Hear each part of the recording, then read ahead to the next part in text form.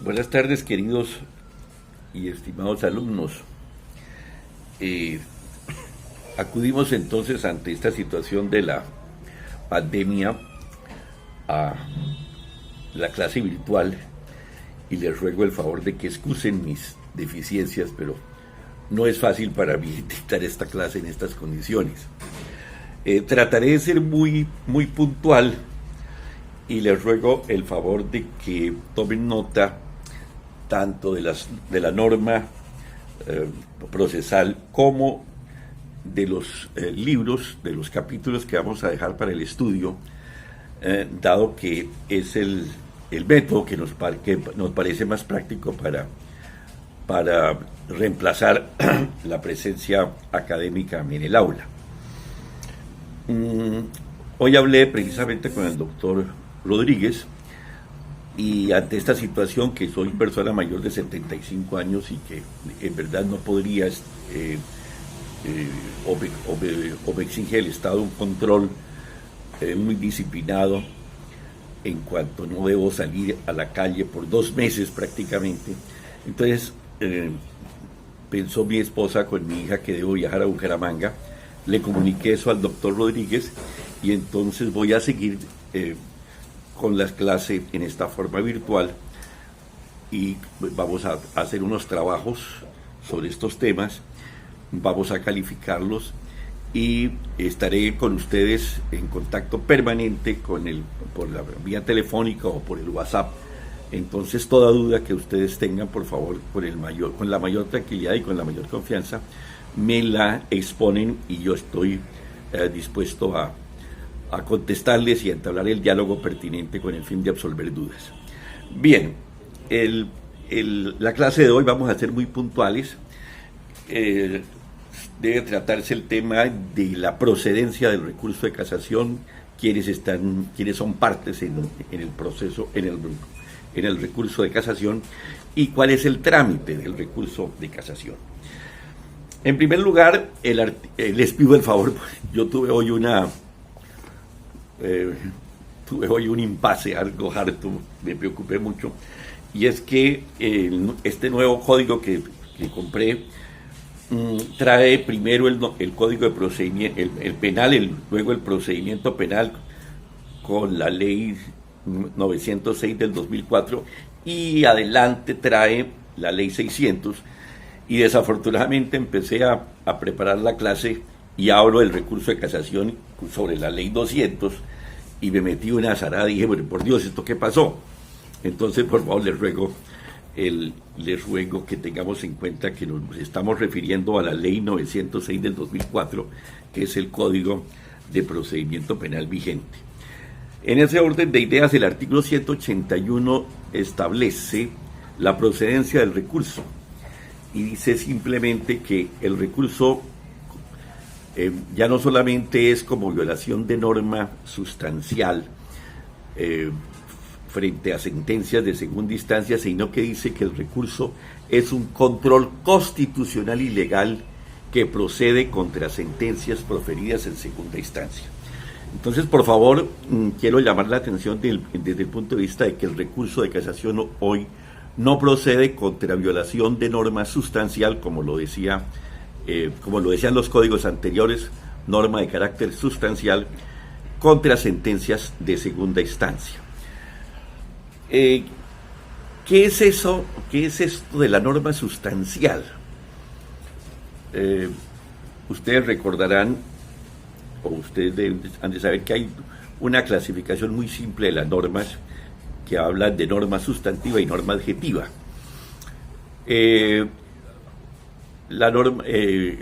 Hay una similitud a lo que es el sustantivo y el adjetivo, ¿no es cierto? En gramática, el sustantivo es la palabra que expresa un nombre o una cosa, y mientras que el adjetivo se dice que es lo que califica, al sustantivo. La casa blanca, el carro azul, el azul o el blanco, pues es la palabra que viene a calificar. Y sustantivo como expresión de una cosa, de una persona. La norma sustantiva, haciendo esa relación bastante infantil, pero que viene incluso de Jeremías Bentham, la norma sustantiva es la que consagra un derecho, la que describe una institución. En ese orden, norma sustantiva es la que te consagra un derecho, el derecho que tiene el propietario de hacer respetar su propiedad. Una norma sustantiva entonces es la propiedad privada.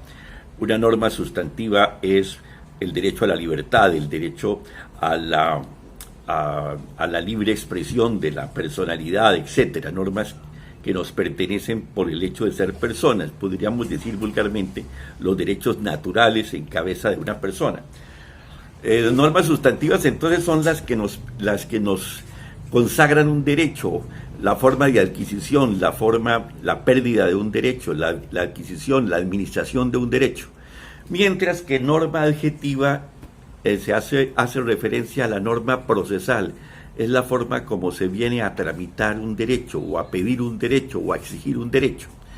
Entonces, cuando estamos haciendo relación aquí a la norma sustancial, estábamos refiriéndonos a una norma que consagra derechos, diferente a la norma adjetiva, que es la norma procesal.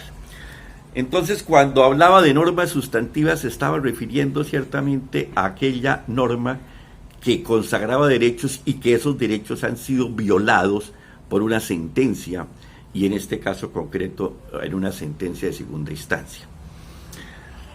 Ese carácter de norma sustantiva o de norma sustancial ya no lo trata la Corte, el legislador, y habla de un recurso, que el recurso procede por violación a una norma de carácter constitucional o a una norma de carácter legal.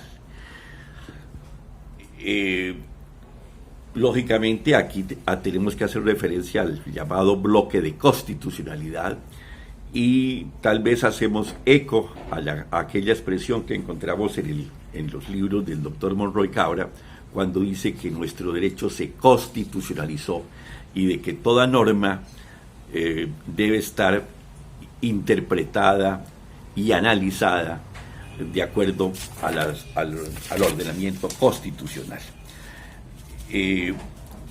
Indiscutiblemente tenemos que también partir de la consideración de que todo el derecho, todo el ordenamiento jurídico debe estar coordinado con la Constitución Nacional.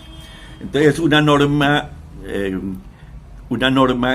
legal que haya sido violada tiene indiscutiblemente, por qué no decirlo, una incidencia desde el punto de vista constitucional. Entonces, el recurso se concibe hoy como un recurso control constitucional y legal, y procede contra sentencias proferidas en segunda instancia. Antes se decía normas de segunda instancia proferidas por Tribunal Superior. En este momento, noten ustedes que no estamos, o el legislador no consagra esa expresión contra sentencias de segunda instancia proferidas por Tribunal Superior, simplemente habla de sentencias proferidas en segunda instancia en los procesos adelantados por delitos. Entonces, por favor, seamos claros, por favor, en el sentido de que el recurso de casación procede solamente contra sentencias de segunda instancia, proferidas por los jueces de Colombia, es decir, procede contra toda decisión de segunda instancia, bien proferida por los tribunales superiores de distrito judicial, que son los que producen en principio la segunda instancia, como también las sentencias proferidas, antes lo decía, hoy no lo dice, las sentencias proferidas por los tribunales militares y no sé, creo que también contra, es decir, procede donde el legislador no distingue, no les daba al intérprete distinguir.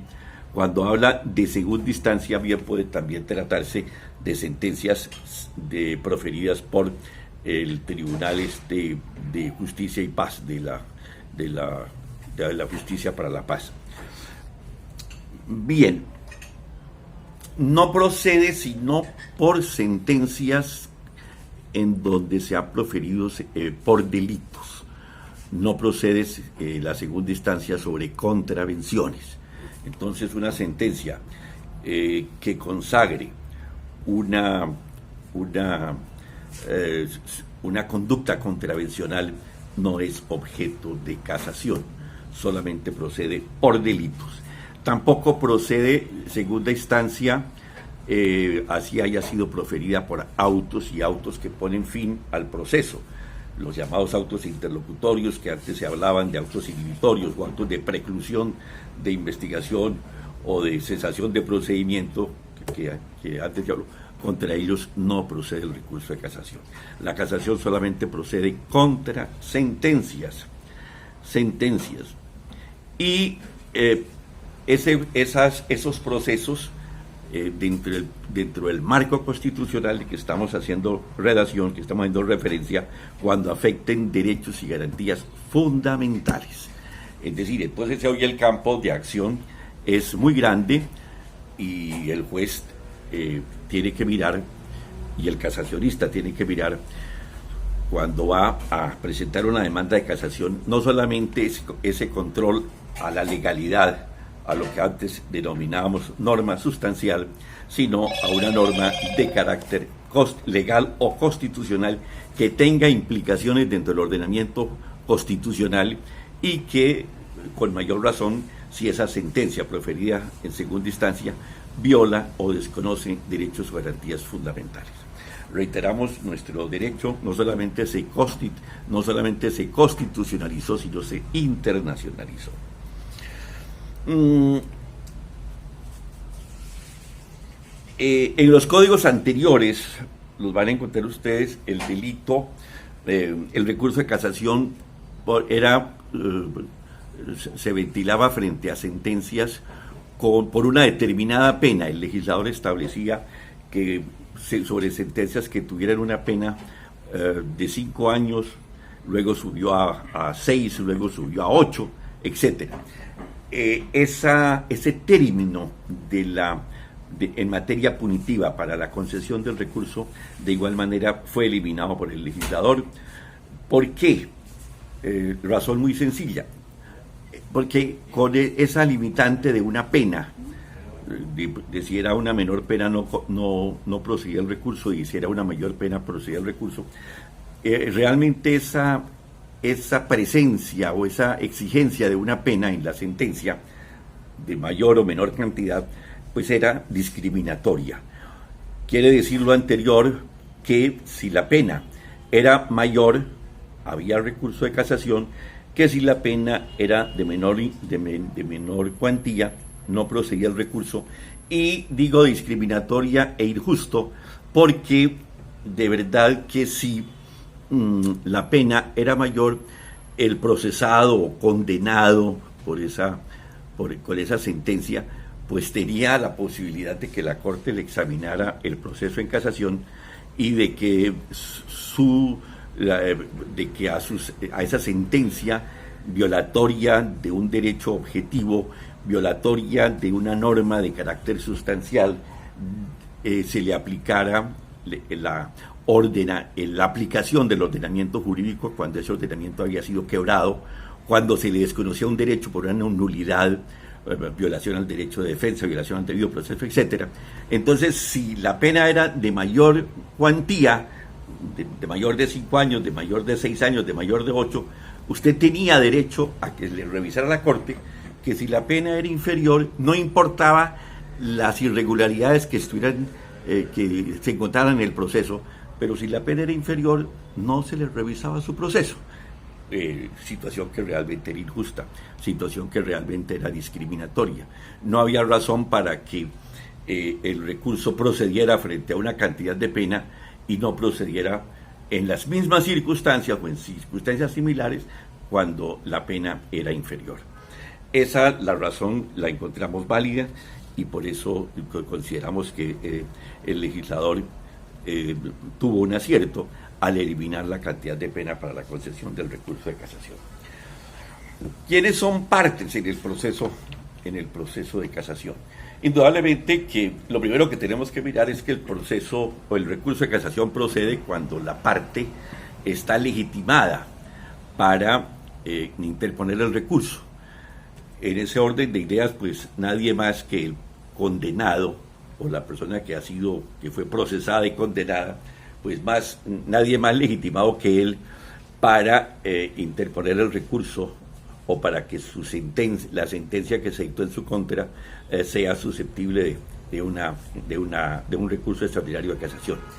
Indudablemente que él es el afectado con una decisión injusta y reiteramos, nadie más que él.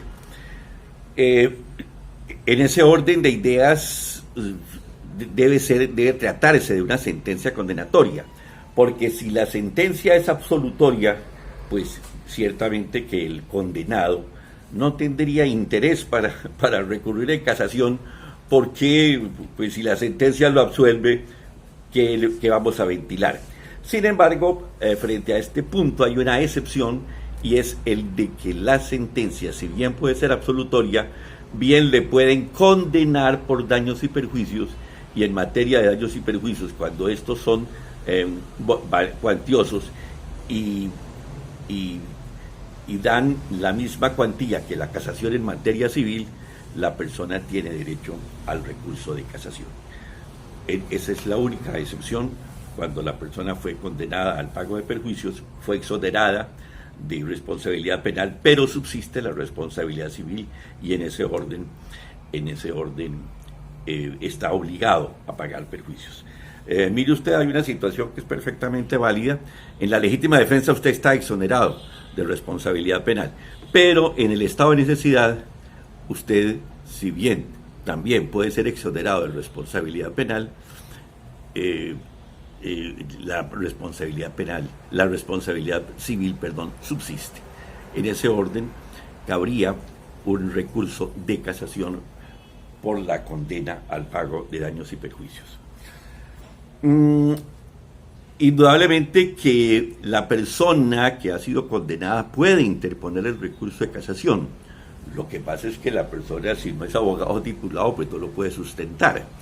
Entonces, cualquiera de nosotros que sea condenado en un proceso por delito mediante sentencia de segunda instancia, pues podrá interponer el recurso de casación, que se interpone en el momento de la notificación de la sentencia o en los 5 días, en los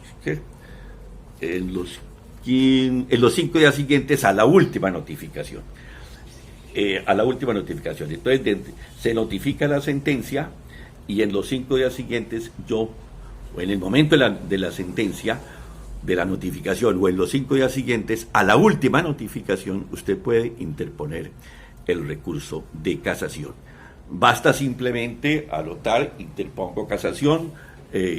Incluso la Corte en este ha sido bastante generosa y dice, basta con que la persona manifieste su inconformidad con la decisión y anote simplemente: interpongo casación, interpongo apelación, interpongo reposición, no estoy de acuerdo con esa sentencia, me parece injusta esa sentencia. Es decir, cualquier manifestación que el condenado o procesado presente sobre la inconformidad contra esa sentencia, se entiende que la persona recurre en casación. No se necesita, reitero, una fórmula sacramental. Basta cualquier manifestación de inconformidad. Pero lógicamente, pues él no puede presentar la demanda de casación, que es la parte importante, que es el punto esencial del recurso de casación. Ese sí le corresponderá presentarlo a un abogado titulado, a quien se le confiera poder especial, poder expreso, para sustentar el recurso de casación. Indudablemente que ese recurso de casación, pues, puede presentarlo de igual manera el defensor. Aquí habría que anotar 2 cositas. El defensor que lo asistió durante el trámite del proceso puede ser el mismo defensor que le va a presentar a usted, que le va a presentar el recurso de casación y que le va a sustentar la casación, perfectamente válido. ¿Cómo puede ser perfectamente otra persona, otro abogado totalmente diferente? En ese orden de ideas se podría presentar una situación un tanto compleja, que es necesario tenerla en cuenta. Si bien he dicho que el recurso de casación lo puede presentar el mismo abogado que le asistió durante todo el trámite del proceso, es decir, en las dos instancias, en la primera y en la segunda instancia, eso es válido, es perfectamente válido. Pero habría que mirar, por favor, el poder que se le confirió a ese abogado. Porque si el poder que se le confirió a ese abogado para las instancias fue un poder expreso para que lo asistiera en la primera instancia o hasta la segunda instancia y que le sustentara el recurso de apelación, pues parece que ahí sí estaría limitado. Ahí sí estaría limitado y el proceso termina con la segunda instancia, luego ese abogado con ese poder ilimitado, hasta sustentar la apelación o para que me apodere, me defienda en las instancias del proceso, hasta allí llegaría la actuación de él. Porque tengas en cuenta, por favor, que la casación no es una tercera instancia o que la casación no es una instancia más. Entonces, si a este señor no se le da un poder especial para que sustente la casación, para que presente la casación, se le podría vencer el término y se le podría decir por parte de la Corte que no tenía capacidad, que no tenía legitimidad para interponer el recurso y para sustentarlo. En ese orden de ideas, sería mejor. Es mejor cuidarnos en salud, es una situación como más precisa y más práctica, el que se le dé a esta persona un poder especial, concreto, para interponer y sustentar el recurso de casación. Entonces, de verdad, puede ser que sea el mismo abogado, perfecto. Puede ser que el poder que se le dio inicialmente sea un poder amplio, para que lo defienda en todas las instancias y para que incluso el mismo poder desde el momento inicial y para que lo asista en todas las diligencias pertinentes, en todas las audiencias, e interponga todos los recursos.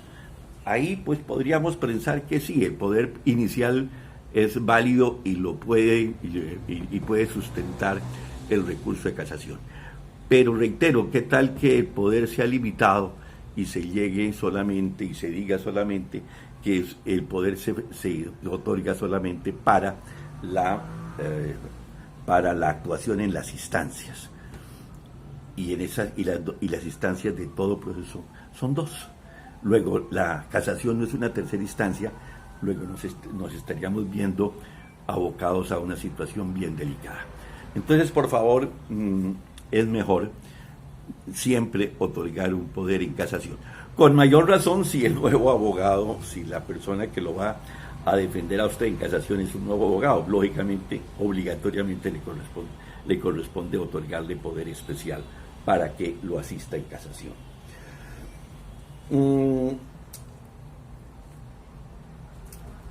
Otras partes que dentro del proceso o otras personas que pueden intervenir en el proceso, pues es la parte, el señor procurador y de igual manera también el señor fiscal.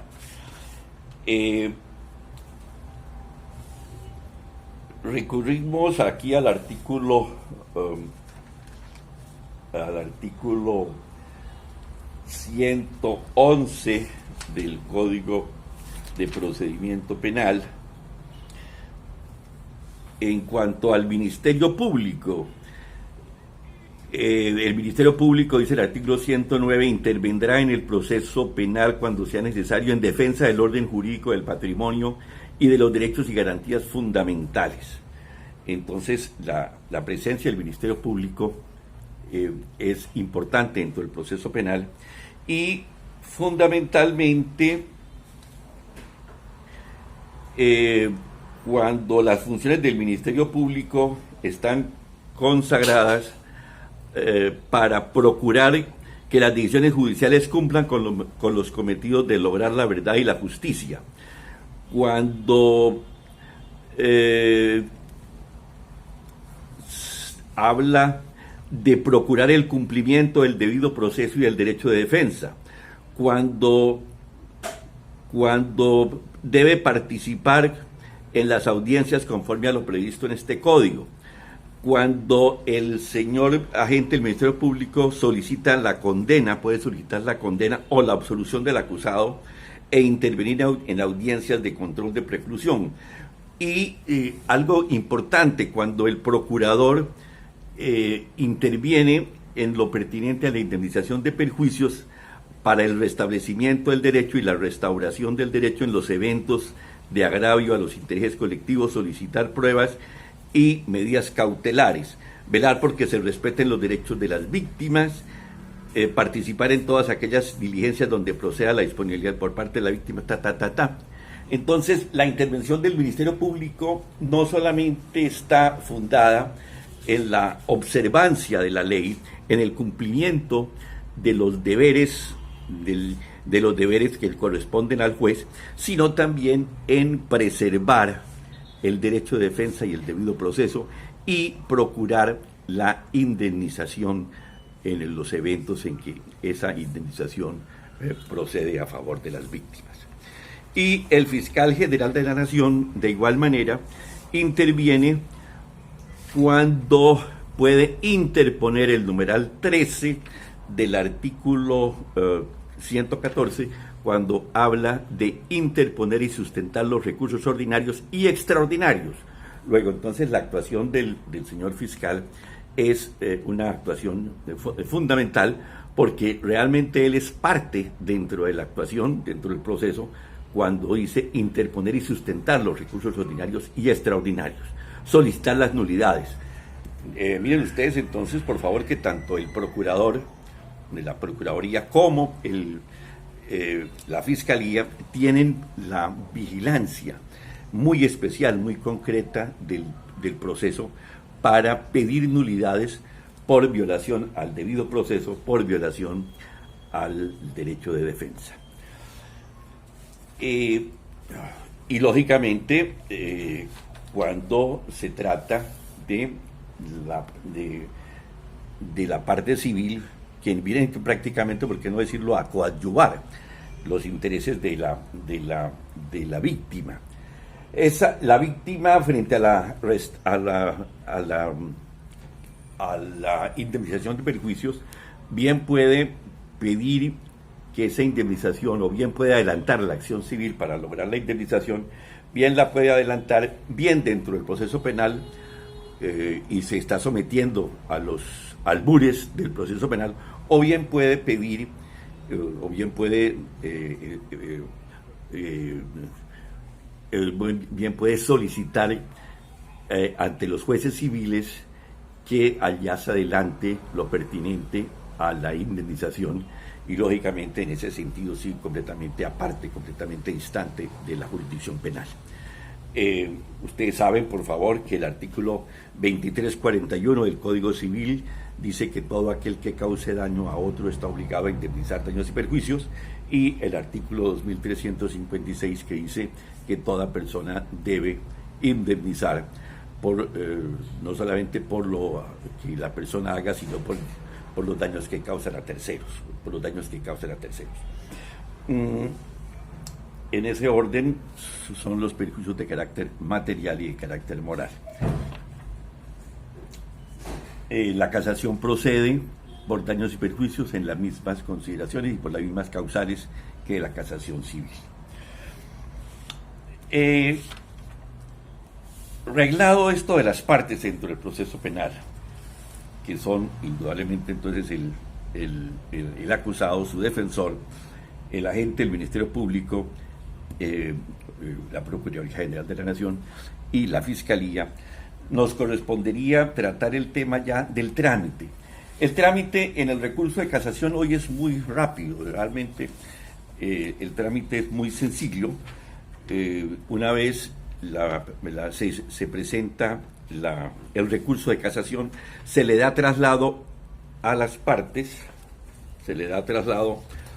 a la parte para que presente la demanda. Dice, el recurso se interpondrá ante el tribunal dentro de los 5 días siguientes. Ante el tribunal, miren ustedes que en materia, aquí es muy puntual esta situación. Dice contra sentencia segunda instancia, pero aquí dice de una manera muy... se interpondrá ante el tribunal. Luego en principio es sobre sentencias de segunda instancia dictadas por Tribunal Superior. El tribunal notifica, en el momento de la notificación bien se puede presentar el recurso, como les decía, de viva voz o por medio de escrito. Acá la notificación simplemente apelo, interpongo casación, etcétera, interpongo apelación, interpongo reposición, etcétera, que debe entenderse como si fuera una casación. Y el recurso se concede, o el plazo mejor de los 5 días empieza a correr. El plazo de los 5 días, por favor, empieza a correr 5 días después de la última notificación. ¿Qué quiere decir eso? Por favor, puede suceder que sean varios los condenados, que sean varias las personas que que fueron condenadas en sentencia de segunda instancia. Pero a una persona, al primer preso, se le notificó, piense usted, hace 10, 15 días. Pero a los otros condenados que están en cárceles diferentes, que están uno estará en la cárcel de Santa Marta, el otro estará en la cárcel de Bucaramanga, el otro estará en Cómbita, etcétera. Bien puede suceder que por esas diferencias geográficas, territoriales, de un preso con otro preso, etcétera, se haya tardado la notificación. Y en ese orden los 5 días corren, reitero, a partir de la última notificación, porque puede ser que al de Santa Marta se le notifique hoy, que se profirió la sentencia, mañana que se profirió la sentencia, que es la fecha de la sentencia, y a los otros condenados, reitero, la notificación, que hay que hacerla a través de correo, a través de despachos comisorios, bla, bla, bla, se demore 10, 15, 20 días. Entonces, ese término de interponer el recurso dentro de los 5 días siguientes a la última notificación. Bien puede ser que, reitero, la persona no interpuso el recurso en el momento de la notificación. Tiene un plazo de 5 días para interponerlo. Vencidos los 5 días, si no interponen, o el que no interpuso, pues lógicamente se le va a declarar desierto el recurso. Ya no se le va a conceder porque lógicamente se vencieron los 5 días. No lo interpuso entre los 5 días. A partir del vencimiento de esos 5 días se le da un término a la parte que interpuso la casación, 30 días para que presente la demanda de casación. Un término posterior común de 30 días se presentará la demanda, que de manera precisa y concisa señale las causales invocadas y sus fundamentos. Entonces, 5 días después de la última notificación para interponer la casación y 30 días para presentar la demanda. En este punto de verdad que se aligeró bastante el recurso de casación, porque antes eran 30 días para cada procesado, independientemente. Entonces 30 días para el procesado A, vencido ese término para el procesado A, otros 30 días posteriores para el procesado B, otros 30 días para el procesado C. O sea que 5 procesados eran 150 días. O sea que aquí había una situación que se tornaba un poquito confusa, difícil, porque al procesado A tenía 30 días para presentar la demanda, pero el procesado C, el procesado D, pues mire usted que él iba a tener 150 días, 30 días para el primero, 30 días para el segundo, 30 días para el tercero, 30 días para el cuarto, 30, o sea que el procesado D iba a tener 150 días, luego iba a tener mucho más tiempo para elaborar la demanda, 150 días, mientras que el otro solamente tenía 30 días. Entonces, hoy el término para todos los que acuden en casación, para todos los que interponen el recurso de casación, es de 30 días comunes para todos. Si no se presenta la demanda entre el término señalado, se declara desierto el recurso, mediante auto que no admite sino el recurso de reposición. Una vez que la demanda ha sido presentada ante el tribunal remite a la Corte Suprema de Justicia, Sala Penal de la Corte, para que la Corte admita o inadmita la demanda. Entonces, por favor, la demanda se presenta ante el tribunal, pero el tribunal no va a tomar ninguna determinación sobre si admite o inadmite la demanda. Eso le corresponderá a la Corte Suprema de Justicia. Entonces, presentada la demanda, el tribunal remite a la Corte Suprema de Justicia para que el tribunal admita o no la demanda. Dice el artículo 184, vencido el término para interponer el recurso, la demanda se remitirá junto con los antecedentes necesarios a la Sala Penal de la Corte Suprema de Justicia para que decida dentro de los 30 días siguientes sobre la admisión de la demanda. La Sala Penal de la Corte es la que va a admitir la demanda. La demanda se admite primero cuando se interpuso en tiempo oportuno, es decir, en los 5 días siguientes a la notificación, se presentó la demanda, entonces que el recurso sea interpuesto en el término oportuno. Segundo, que la parte tenga interés para recurrir, porque decíamos, si la parte no tiene interés para recurrir, ¿para qué vamos a presentar una demanda de casación? Y tercero, que la demanda reúna los requisitos de ley.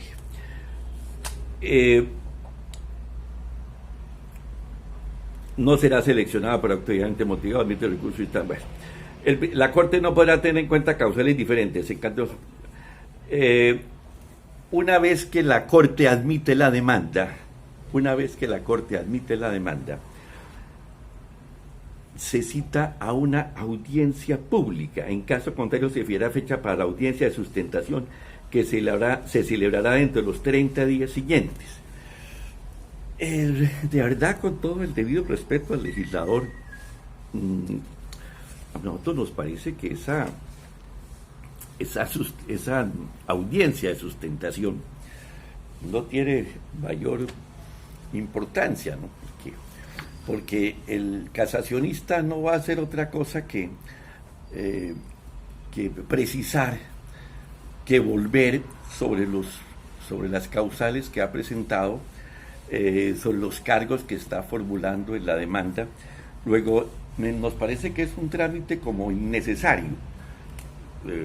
Sin embargo, pues lógicamente, el nuevo sistema del procedimiento penal, el sistema acusatorio, es un sistema oral y lógicamente se le quiso dar, pienso yo, con el debido respeto a el trámite del recurso de casación, lo pertinente a ese viso de oralidad que, reitero, no le veo mayor trascendencia cuando la persona en la presentación de esa sustentación ante la audiencia pública no va a hacer otra cosa que referirse a los cargos que tiene contra la sentencia de segunda instancia. Surtido esa audiencia, pues debe la Corte fallar dentro de los 60 días siguientes. Cuando la Corte aceptará, como está algunas de las causales propuestas, dictará el fallo dentro de los 60 días siguientes. Aquí sí, como dicen las monjitas, divino, que la casación salga en 60 días después de terminada la audiencia, pues muy bonito, ¿no? Pero lo que pasa es que eso es imposible. Por ley, ustedes saben que el juez tiene que fallar de acuerdo al orden cronológico de los procesos que están al despacho. Entonces yo no puedo fallar un proceso sino en ese orden cronológico de la radicación. Si yo llegare a darle prelación a un proceso, pues indudablemente se puede estar pensando de que hay un interés del magistrado en fallar rápido por X, B o Y circunstancias. Eso no es correcto. ¿Y qué puede usted hacer, mi estimado amigo, cuando tiene al despacho 3.000 procesos de casación? Entonces va sacando ciertamente lo que va usted pudiendo sacar. De otro lado, cuando la Corte, como lo advertíamos en alguna clase anterior, la Corte está atiborrada de trabajo, porque no solamente es la casación, sino son la revisión, sino las sentencias de tutela de primera y segunda instancia, los procesos de primera instancia, de segunda instancia que se siguen contra los parlamentarios, contra las personas que gozan del fuero, del correspondiente fuero. Entonces realmente fallar en el término que estipula la ley, pues es muy bonito que la ley lo consagre, pero eso es imposible.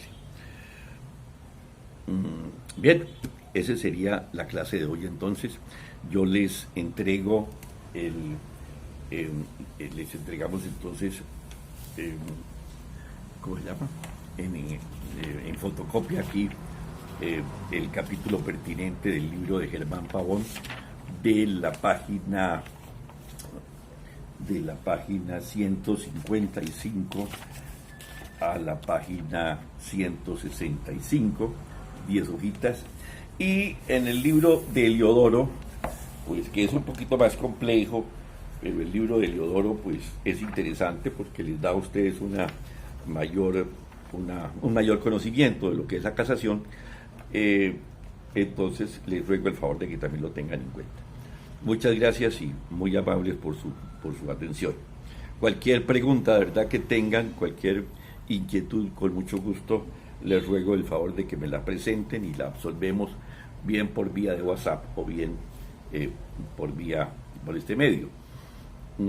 De verdad voy a estar posiblemente entonces a partir de mañana en mi tierra natal, mientras podemos pasar estos inconvenientes de la pandemia. Muchas gracias y un abrazo a todos.